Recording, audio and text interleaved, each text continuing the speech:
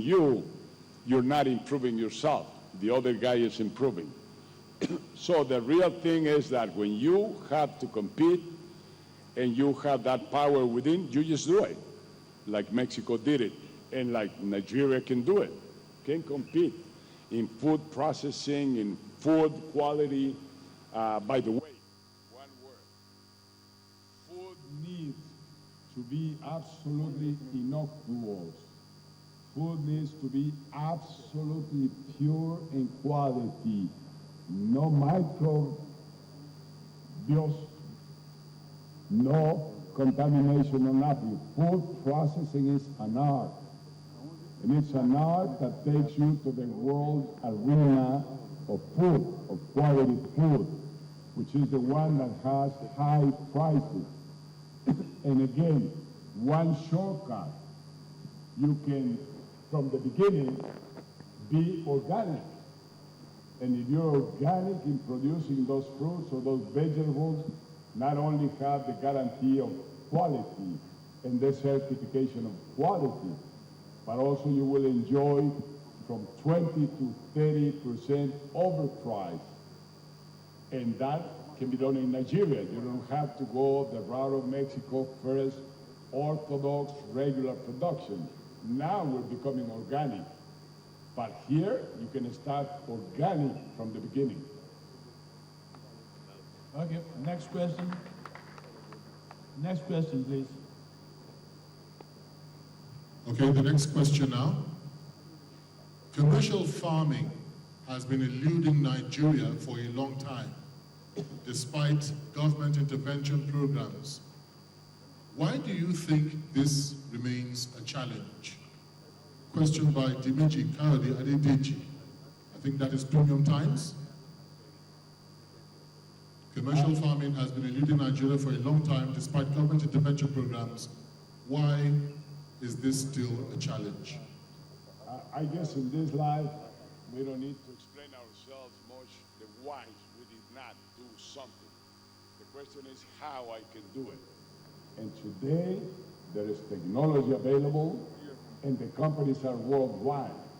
The Sabritas from PepsiCo, the Nestle from Europe, the Conagra from United States, the Bimbo from Mexico, the largest bread company today in the world, the tequila, and I say tequila because tequila is made out of cactus, and cactus is farmed today, and tequila demands extraordinary amounts of production, agricultural production of cactus. And so many things you can do with the good soil, the good climate that you have here. I know it's difficult to attract those companies. And maybe the highest challenge that this nation has is access to what market. Shipping to Europe is not easy. You have a lot of competition closer to the region. Shipping to the great consumers like China is also a long way. But you have your own, it was mentioned by Governor, you have your own consumers around here, not only in Lagos, but also in the surrounding states that begin to have middle classes, illustrated middle classes, and so they are consumers today. Or within Africa itself, there is a lot of emerging markets coming more and more strong. But really, you have to select your markets, you have to select your products, you have to select those products according to your microclimate. So a lot of work has to be done in that stage of planning. That's why I mentioned before, to have a 1530 strategic study for the state and the region. That can be done by a university. We do in Centro Fox those kind of studies for government. And so that you have your vocation, you define it very clearly.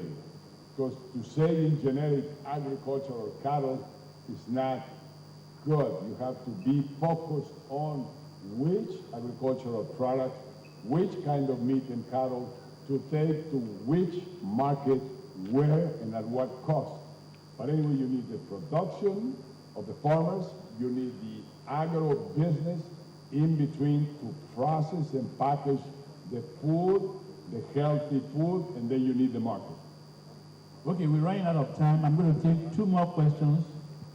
Just two more questions, please. Okay, just two more questions. This is one of them. How did Mexico overcome the problem of debt and corruption under your government? How did Mexico overcome the problem of debt and corruption under your government? Has not overcome either one. Corruption is an evil. It's a cancer difficult to eradicate.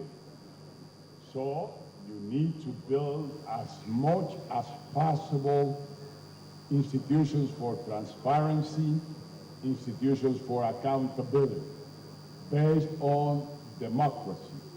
And that's a fundamental. In my term, what we did is come with the most advanced, even today, law of information access to the public, to citizens. So everything that the government does has to be known public immediately, online. And so that's part of, but not enough. You put together licitations and people find out a way around. So it's a constant, permanent battle against corruption. And it has to come right from the school, right from the beginning. It's a culture. It's something that we must be equipped with, each of us human beings. And it was corruption, and what was the other? Corruption and Debt and corruption. and debt. Debt, not solved yet. But it has been improving a lot. In my term, debt was threefold what were the reserves, the monetary reserves of the nation. When I finished, it was slightly over a 1-to-1 ratio. So we increased strongly resources saved, and we reduced debt to about half. But having debt is not a problem. Having debt in excess is a problem. Having a deficit that is measurable and is reduced is not a problem. Having huge deficit becomes a real problem. Maybe our friend from Slovenia tomorrow will tell us a little bit about that, how Southern Europe Union through big debt, much more than admitted, and through large deficits went into crisis. So there is wisdom in having discipline. It's like a housewife. A housewife, and especially women housewives, know pretty well how to administrate. They know they should not overspend, because if you overspend, then the husband will have to work 24 hours or he will be never able to pay for the over expenditures. And housewives know how to allocate. They know how much rice they have to buy. They know that before they have to equip the kids with shoes, clothes, and books to go to school. They know they have those fixed strategic expenses, and they are very careful in assigning. That's the way government should be. And those who do that are the winners. Look at Northern Europe. Look at Sweden. Look at Denmark. Look at Germany. It's a different story because they're disciplined. Fortunately, Latin America today is disciplined. Now we learn the bad way on the 20th century that populism, demagoguery, deficits take you nowhere. It's better to go maybe a little bit slowlier, but to make sure that you have a very solid economy, like good housewives have. Okay, before we take the last question,